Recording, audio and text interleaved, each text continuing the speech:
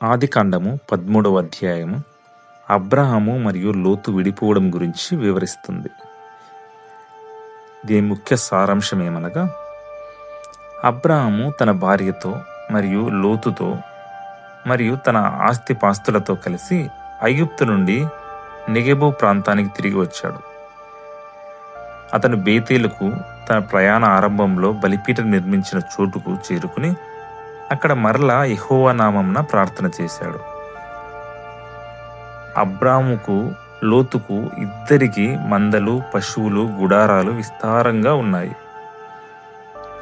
వారు కలిసి నివసించడానికి ఆ ప్రదేశం సరిపోలేదు.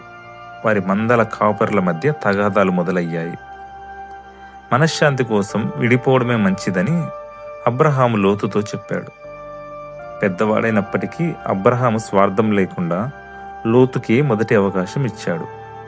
లోతు కన్నులెత్తి చూసి యోర్దాను మైదానమంతా నీటి సమృద్ధి కలిగి దేవుని తోటలా ఉండటం చూసి సొదొమ వైపు ఉన్న ప్రాంతాన్ని ఎంచుకున్నాడు.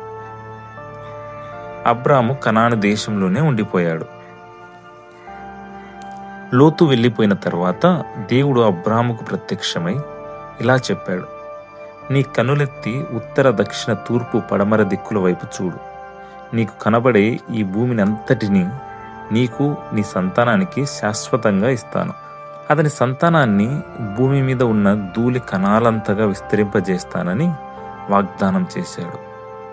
ఆ తర్వాత అబ్రహాము హెబ్రోనులోని మమ్రే దగ్గర నివసిస్తూ అక్కడ యెహోవాకు ఒక బలిపీఠాన్ని నిర్మించాడు.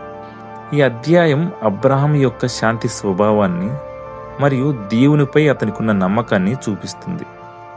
లోతు తన కంటికి కనిపించే అందాన్ని అనగా సొదొమ వైపు చూసి మోసపోగా, అబ్రాము దేవుని వాగ్దానాన్ని నమ్మి ఆశీర్వదించబడ్డాడు.